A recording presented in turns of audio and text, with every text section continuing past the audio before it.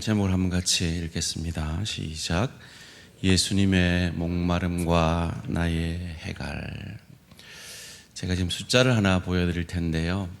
여러분, 이 숫자의 의미가 무엇인지 알겠습니까?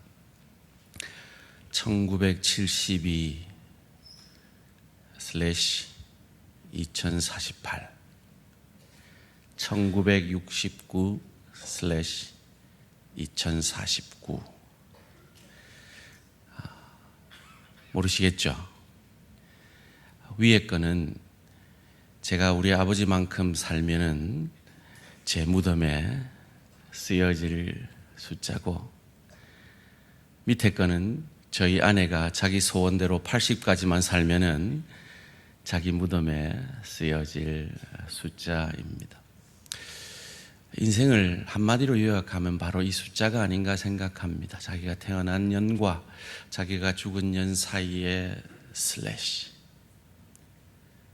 여러분, 이 슬래시, 이 밑줄 하나에 여러분은 어떤 인생을 담아내기를 원하십니까? 지금 어떤 인생을 담고 계십니까? 여러분, 과거에 어떤 인생을 담아내셨습니까? 우리가 잘 아는 대로 이 성경은 구약과 신약으로 나누어져 있습니다. 구약은 오실 메시아에 관한 약속의 말씀임을 우린 잘 알죠. 그리고 이 신약은 오신 메시아, 그리고 다시 오실 메시아에 관한 약속의 말씀입니다. 메시아라는 뜻은 기름 부음을 받은 자라는 히브리어입니다. 그래서 헬라어로 말하면 그리스도입니다. 똑같이 기름 부음을 받은 자라는 뜻이죠. 의역하면 구원자라는 뜻이 됩니다. 그런 의미에서 우리가 예수 그리스도라는 그 고백을 한다는 것은 예수가 그리스도입니다, 예수가 나의 구원자이십니다 라고 고백하는 우리의 신앙의 고백인 것입니다. 그리고 그것을 요한복음 19장만큼 우리에게 잘 보여주는 장은 드문 것 같습니다. 어쩌면 요한도 이것을 의식하면서 성령의 감동으로 이 글을 쓰고 있지 않나 하는 생각이 듭니다. 오늘 우리가 읽은 요한복음 19장 28절 말씀인데요. 그 후에 예수께서 모든 일이, 모든 구약의 메시아에 대한 약속이 이미 이루어진 줄 아시고, 성경, 즉 그 시대의 유일한 성경인 구약 성경을 응하게 이루어지게 하려 하사 이르시되 내가 목마르다 하시니.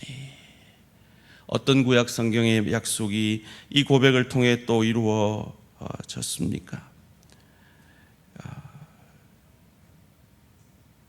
이어지는 29절 30절이 어떤 구약의 약속인지를 우리에게 보여줍니다. 함께 읽겠습니다. 시작.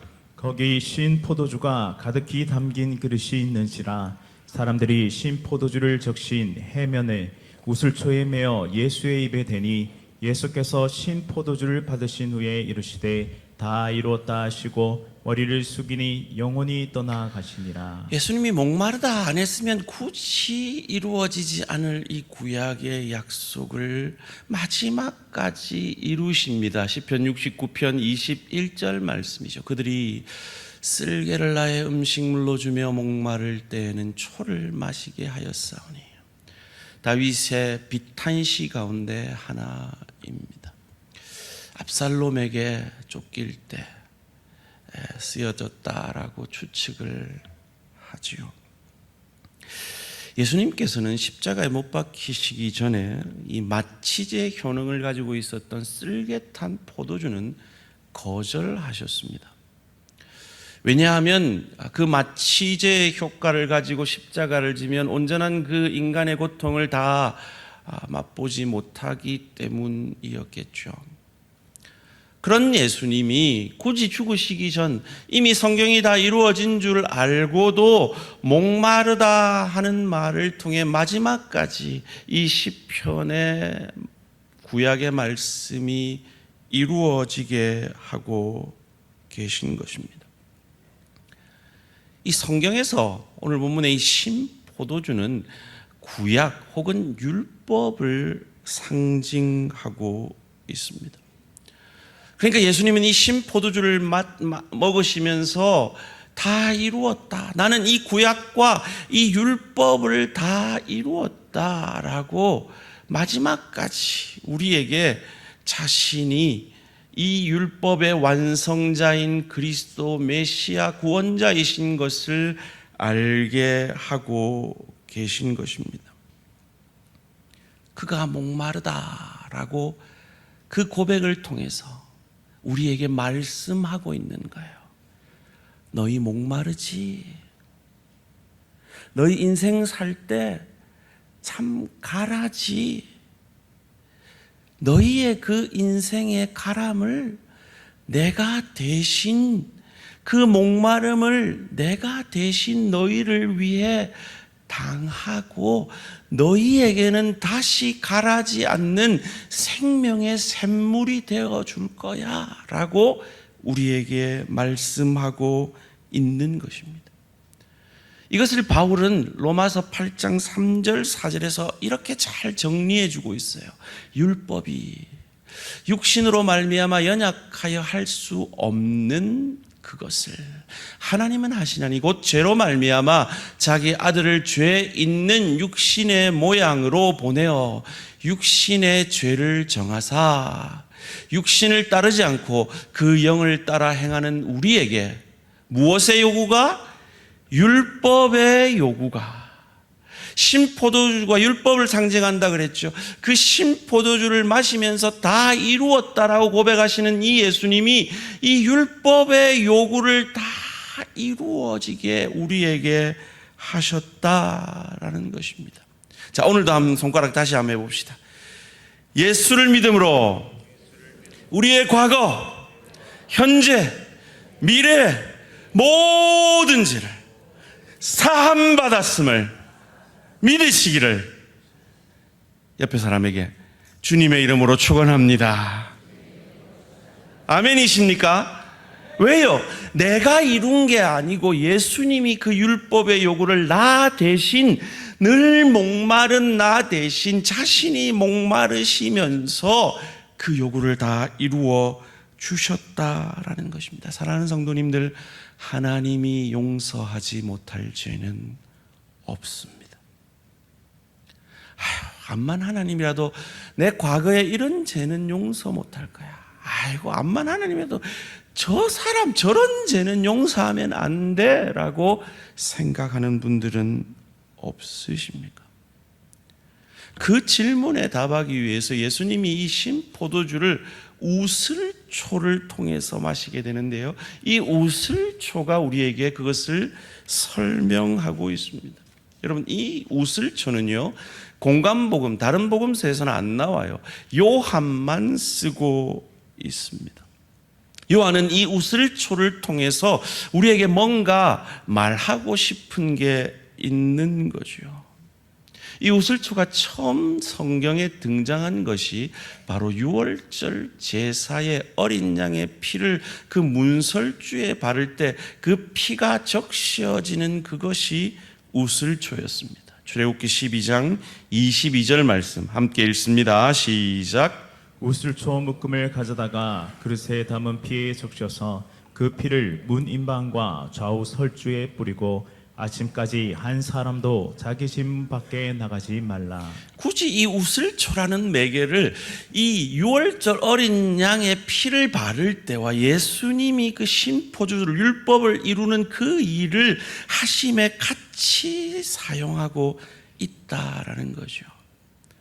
성경에 이 우슬초가 또 쓰여진 것이 레위기 14장 3절에서 6절 문둥병자가 정결의식을 행할 때 사용됩니다. 제사장은 진영에서 나가 진찰할지니 그 환자에게 있던 나병 환부가 나았으면 제사장은 그 정결함을 받을 자를 위하여 명령하여 살아있는 정결한 새 2마리와 백향목과 홍색 실과 우슬초를 가져오게 하고 제사장은 또 명령하여 그 새 하나는 흐르는 물 위 질그릇 안에서 잡게 하고 다른 새는 산채로 가져다가 백향목과 홍색 실과 우슬초와 함께 가져다가 흐르는 물 위에서 잡은 새의 피를 찍어 문둥병자가 그 불치병, 당시에 그 불치병 환자 부정하여서 길을 지날 때도 부정하다 사람들이 자기에게 가까이 오는 것을 막았고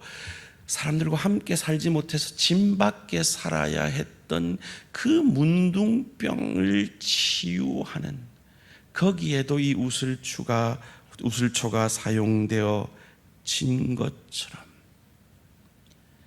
죽은 나사로, 그 죽음이 이 문둥병으로 임하여질지라도 하나님이 그 같은 죄도 사하여 주실 수 있음을 우리에게 상징적으로 보여주시는 겁니다. 이 죽음에 관한 것을 이 우슬초가 또 보여주는 게 있습니다. 민수기 19장 18절 말씀입니다. 정결한 자가 우슬초를 가져다가 그 물을 찍어 장막과 그 모든 기구와 거기 있는 사람들에게 뿌리고 또 뼈나 죽임을 당한 자나 시체나 무덤을 만진 자에게 뿌리되, 죽음을 만진 자, 시체를 만진 자에게 정결함을 얻게 하기 위해서 이 우슬초를 뿌리는 것처럼 죽은 자를 살리는 그 역사가 바로 이 우슬초, 그리고 이 우슬초가 바로 예수님께서 이 어린 양, 유월절 어린 양이 되시고 그 유월절 어린 양이 신포도주를, 마지막 율법을 온전히 이루므로 그 율법의 완성을 통해 우리에게 이 정결함이 임하였음을 말해주고 있는 겁니다. 우리의 죄악도 마찬가지입니다. 시편 51편 7절, 다윗이 간음죄와 살인죄를 저지르고 회개하는 고백이죠. 우슬초로 나를 정결하게 하소서. 내가 정하리이다. 나의 죄를 씻어주소서. 내가 눈보다 희리다. 살인죄도 간음죄도 그 어떤 죄도 하나님이 용서하지 못할 죄가 없음을 우리에게 보여주고 있는 것입니다. 이 예수님이 율법을 다 이루었다 고백하시면서 그의 입에 대어진 이 우슬초는 바로 유월절 의식 가운데 이분이 유월절 어린 양이 되셔서 우리의 모든 죄를 사하여 주시고 우리를 사망으로부터 구원의 생명에 이르게 하는 상징으로서 사용되어지고 있는 것이죠. 그래서 이것을 히브리서 기자가 이 구약의 이 하나님의 약속을 가장 잘 정리한 책인 이 히브리서 기자가 히브리서 9장 19절에서 22절 말씀 가운데 이렇게 정리합니다. 함께 읽습니다. 시작. 모세가 율법대로 모든 계명을 온 백성에게 말한 후에 송아지와 염소의 피 및 물과 붉은 양털과 우슬초를 취하여 그 두루마리와 온 백성에게 뿌리며 이르되 이는 하나님이 너에게 명하신 언약의 피라 하고 또한 이와 같이 피를 장막과 섬기는 일에 쓰는 모든 그릇에 뿌렸느니라. 율법을 따라 거의 모든 물건이 피로써 정결하게 되나니 피 흘림이 없은즉 사함이 없느니라. 아멘. 피 흘림이 없은즉 사함이 없느니라. 거꾸로 하면요, 피 흘림이 있었은즉 우리의 어디? 과거, 현재, 미래의 모든 죄가 사함 받았다는 거예요. 여러분, 유월절 그 우슬초로 발라진 그 어린 양의 피, 그 집 안에 있는 사람들의 상태는 구원과 아무 상관이 없었어요. 그들이 어떤 모습일지라도 하나님은 우리를 구원하시는 데 있어서 그들의 상태 보고 구원하신 것이 아니라 어린 양의 피 보고 저와 여러분을 구원하신 것처럼 여러분 안에 이 어린 양의 피가 흐르고 있으면, 이 어린 양 대신 예수 그리스도를 나의 주 나의 하나님으로 믿고 계신다면 우리의 모든 죄는 사함받았음을 믿으시기를 주님의 이름으로 축원합니다. 여러분이 만약에 이 설교를 방금 이 말씀을 아멘으로 받아들이신다면 여러분 안에는 여러분도 모르게 이 질문이 튀어나와야 돼요. 그러면 나는 이제 마음대로 살아도 되겠네? 라는 질문이 튀어나와야 돼요. 로이드 존스 목사님이 그 유명한 로마서 강해를 쓰면서 당신이 복음을 듣고 그럼 나는 내 마음대로 살아도 되겠네 라는 그 질문이 일어나지 않는다면 당신은 복음을 들은 것이 아닙니다 라고 말씀하실 정도로 복음은 내가 한 것이 아무것도 없는 하나님의 은혜인 것입니다.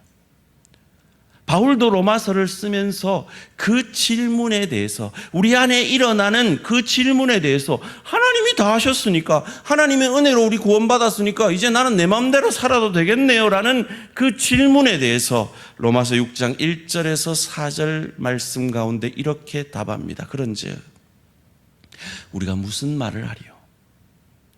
은혜를 더하게 하려고 죄에 거하겠느냐? 네 마음대로 살겠느냐? 그럴 수 없느니라. 죄에 대하여 죽은 우리가 어찌 그 가운데 더 살리요? 무릇 그리스도 예수와 합하여 세례를 받은 우리는 그의 죽으심과 합하여 세례를 받은 줄을 알지 못하느냐? 그러므로 우리가 그의 죽으심과 합하여 세례를 받음으로 그와 함께 장사되었나니 이는 아버지의 영광으로 말미암아 그리스도를 죽은 자 가운데서 살리심과 같이 우리도 또한 새 생명 가운데 뭐하게 행하게 하려 함이라. 아멘. 나 예수 믿고 구원받았고 이제 천국 갈 거니까 이제 내 마음대로 살아도 되겠네. 요 정도만 믿어도 되겠네. 이럴 수 없다라는 겁니다. 이거 뭐 예수 믿었으면 그냥 주일 예배 한번 보면 땡이지 뭐 오예배도 뭐 보고 뭐 새벽기도 나오고 뭐 금요기도에 나오고 뭘 그래. 아이고 뭐 11조만 하면 되지 뭐. 뭘 구약 예배를 나오라고 그러고 막. 그냥 예배만 잘 드리면 되지 뭘 또 제자 훈련을 하자고 대양 가족의 삶을 하자 그러고 막. 그냥 내만 잘 믿으면 되지 뭘 또 사역하라 그러고 뭐 전도하라 그러고 선교하라 그러고 단기 선교 가자 그러고 뭐 일생에 한번 뭐 죽기 전에 단기 선교 한번 가자 그러고 뭘 그렇게 하냐고 하시는 분들이 계시면 행하게 하려 하심이라. 왜요? 우리 예수님이 우리에게 어떻게 하는지 오늘 본문이 말해주잖아요. 오늘 본문 28절 말씀 다시 한번 읽겠습니다. 시작. 그 후에 예수께서 모든 일이 이미 이루어진 줄 아시고 성경을 응하게 하려 하사 이르시되 내가 목마르다 하시니. 그냥 띄워두시고요. 이미 이루어진 줄 아시고 이미 이루어졌어요. 예수님 더 안 하셔도 돼요. 그냥 돌아가시면 돼요. 근데 예수님의 마음이 그게 아닌 거예요. 이미 다 이루었는데 그게 아닌 거예요. 내가 하나라도 더 이루어서 이것 때문에 한 영혼이라도 더 구원할 수 있다면 나는 그 죽기 전까지 이거 하나라도 더 메시아에 대한 예언 하나라도 더 이루어지게 하려고 목마르다. 그 말만 안 하셔도 그 갈증이 날 때 게토레이를 줘도 포카리 스웨트를 줘도 목마를 그때에 신포도주를 여러분 갈증 날 때 식초 마신다고 생각해 보세요. 예수님 모르셨을까요? 아세요. 그럼에도 목마르다 하시면서 너희들 목마르지? 너희들 인생에서 목마르지. 너희 남편 때문에 목마르고, 아내 때문에 목마르고, 부모 때문에 목마르고, 자녀 때문에 목마르고, 직장 때문에 목마르고, 교회 와서도 목마르지. 불만족스럽지. 늘 갈증이 일어나지. 그래, 그 다 죄 때문이야. 너희의 그 모든 죄를 내가 다 지고 너희의 목마름을 내가 감당함으로 너희는 더 이상 목마르지 않는 생수의 물인 나를 마시고 나를 믿음으로 그 죄에서 자유함 받고 구원함 받고 영생을 얻게 될 거야. 그러니 나를 믿고 생명을 얻으렴이라고 한 영혼이라도 더 구원하시려는 이 예수의 마음이 여기에 담겨 있는 것입니다. 그것을 예수님은 인생의 가장 목마른 사마리아 여인에게 요한복음 4장 14절을 통해 이렇게 말씀하셨죠. 내가 주는 물을 마시는 자는 영원히 목마르지 아니하리니 내가 주는 물은 그 속에서 영생하도록 솟아나는 샘물이 되리라. 이 말에 암만 이 세상 물 마셔봐야 목마른데요 라고 이 사마리아 여인이 아주 예리한 답을 합니다. 요한복음 4장 25절 26절 말씀이죠. 여자가 이르되 메시아 곧 그리스도라 구원자라 하는 이가 오실 줄을 내가 아노니 그가 오시면 모든 것을 우리에게 알려주시리이다. 더 이상 목마르게 하지 않을 이가 오신다고 하셨습니다. 예수께서 이르시되 내게 말하는 내가 그라 하시니라. 오실 메시아에 관한 그 약속을 예수께서 오심으로 다 이루셔서 저와 여러분의 과거, 현재, 미래의 모든 죄를 사시고 다시 오실 그때는 심판주로 오시지만 우리는 여전히 부족하고 우리는 여전히 연약할지라도 주께서 심판하실 그때에 나의 상태가 아니라 어린 양의 그 문설주에 발려진 그 피를 보고 건너가는 것처럼 예수를 믿는 우리를 있는 모습 그대로 용납해 주시고 자녀로 삼아 주시고 환영해 주실 것임을, 그래서 우리는 영원히 목마르지 않을 것임을 우리에게 말씀해 주고 계신 겁니다. 소원합니다. 이 영원히 목마르지 않는 예수 그리스도에 대한 구원의 감격으로 인생의 목마름을 이겨가시기를 주님의 이름으로 축원합니다. 저는 지난 키르기스탄 일주일 단기 선교를 통해 참 인간적으로는 너무 목말랐을 한 여인의 60도 안 되는 아름다운 삶을, 그 삶의 흔적들을 경험하고 보고 왔습니다. 이 생명의 물을 마시고 이 생명의 물이신 예수가 너무 좋아서 여자의 몸으로, 처녀의 몸으로 그냥 편하게 한국에서 사역할 수 있음에도 그 낯선 공산주의의 땅 키르기스탄으로 날아간 우리 교회를 섬기셨던 우리 김순자 선교사님, 그분이 남기신 사역의 현장과 그분의 제자들의 사역들을 보고 참 많은 감동을 받고 왔습니다. 사진을 몇 개 보여드릴 텐데요. 바로 여기가 김순자 선교사님이 세우신 유치원. 유치원 이름이 재밌더라고요. 한번 따라해 보실래요? 귀염둥이 유치원. 귀염둥이 유치원, 참 귀엽게 70여 명의 아이들이 자라고 있었습니다. 여러분 보이시는지 모르겠는데 저 건물 그 계단 옆에 보면 까만색 그게 현판입니다. 그 현판에서 저는 김순자 선교사님의 얼굴을 처음 배웠습니다. 바로 이런 현판이었는데요. 참 고우시더라고요. 저게 진짜 실물인지 포샵을 한 건지는 모르겠는데 참 고우시더라고요. 저기에는 이렇게 쓰여져 있었습니다. 귀염둥이 유치원은 우리의 큰 친구인 김순자에 의해서 2007년에서 2015년까지 운영되었다. 그녀는 특별히 어린아이를 사랑하였다. 그녀에 대한 빛나는 기억을 이 기념패에 담았다. 저는 이 김순자 선교사님의 또 다른 사진을 다른 곳에서 접하였습니다. 김순자 선교사님의 무덤 비석입니다.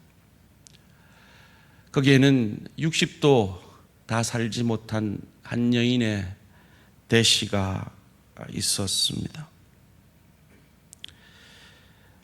저는 이 무덤 앞에서 기도하면서 말할 수 없는 감동이 제게 밀려왔습니다. 이 무덤을 방문하기 전에 제가 방문했던 생명호흡교회라는 그 교회, 이 교회인데요. 너무 잘 지었죠. 여러분, 이 교회가 어떻게 지어졌는가 하면 우리 김동현 집사님, 우리 정순선 집사님 가정이 헌금을 해주셔서 우리 김순자 집사님, 그 선교사님의 집을 선교 초기에 장만을 해주셨다고 합니다. 다른 성도님들도 많이 헌신해 주셨겠죠. 그리고 김순자 선교사님이 유언으로 내 집을 팔아서 교회를 지어달라고 부탁을 하시고 저희 교회가 보내드린 그 사역비를 아끼고 모으고 모아서 지금 저 호도나무예요. 저 호도나무가 있는 저 좋은 땅을 사 놓으셨던 거예요. 그리고 그 집이 최근에 팔려서 다른 여러 교회들이 도와서 저 아름다운 교회가 그렇게 김순자 선교사님의 땀과 눈물로 지어진 것입니다. 그 정경 교회 안에 내부도 저희가 들어가 봤는데요. 함께 동행했던 이 키르기스탄 땅에 많이 헌신했던 울산교회 이호상 목사님과 같이 이 사역지를 돌아보았습니다. 김순자 선교사님의 무덤에서도 제가 사진을 하나 찍었습니다. 이 무덤에서 제 마음이 울컥하면서 저도 모르게 이런 고백이 나왔습니다. 저도 당신 같은 삶을 살고 싶다라고요. 참 아낌없이 복음을 위해 사셨던 한 사람. 제가 그 무덤에서 당신같이 살고 싶습니다라고 했던 이유는 저도 김순자 선교사님처럼 사람을 남기고 싶기 때문입니다. 이것이 제가 목숨 걸고 제자훈련을 하려 하는 이유고 이것이 저희가 6월 마지막 주 새가족 초청주의를 함으로 이런 사역자뿐만 아니라 우리도 한 영혼을 낚는 어부가 되어질 수 있다라는 것입니다. 특별히 저희는 7월 첫째 주 맥주 감사주의를 앞두고 있습니다. 농사를 짓지 않는 저희에게 맥주 감사주의는 도대체 어떤 의미가 있을까요? 7월 첫째 주면 반년을 지난 다음 주잖아요. 참 반년을 하나님께서 인도하심을 감사합니다라는 그런 헌신의 그런 감사의 고백일 것입니다.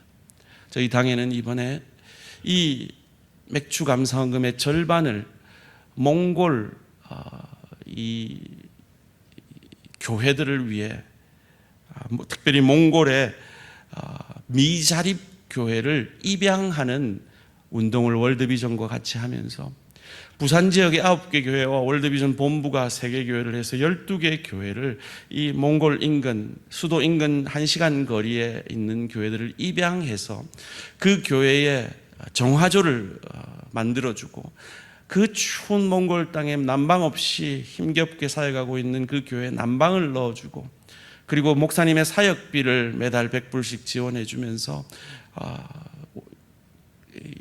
이 부활주일과 크리스마스 때 아이들에게 선물을 나누어 주면서 그 교회를 입양함으로 그 교회가 든든히 서갈 수 있도록 도우는 사역을 진행하고자 합니다. 저희가 입양한 교회는요, 아리안 혼이친 교회입니다. 아마도 내년쯤이면 저희가 단기 선교팀을 모아서 그 교회를 방문하고 여름 사역을 하게 될 것입니다. 사랑하는 성도님들, 여러분 무엇을 남기고 싶으십니까? 제가 숫자 하나를 더 보여드리겠습니다. 여러분, 이 숫자 속에서 여러분의 숫자는 무엇이 될 것 같습니까? 1900 몇 년에 태어나셨습니까?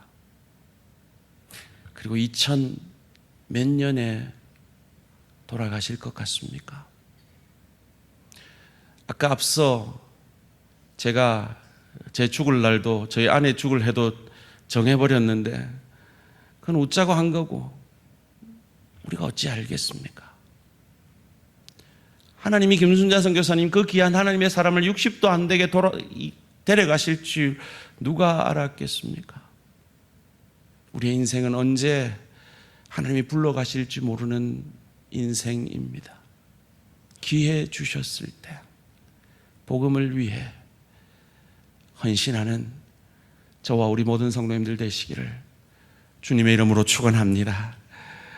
제가 우리 유튜브를 듣는데 너무 가슴을 울리는 그 말을 한마디 들었어요. 한번 따라해 보실래요? 처음이 좋은 것보다 마지막이 좋은 것을 하라. 여러분 동의가 되시지 않습니까?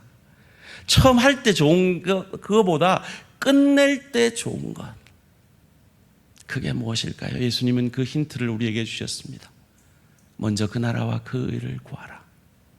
그리하면 이 모든 것을 너희에게 더하여 주시리라. 여러분의 대시 가운데 이 먼저 그 나라와 그 의를 구하는 것으로 가득 채우시는 복된 인생 되시기를 주님의 이름으로 축원합니다.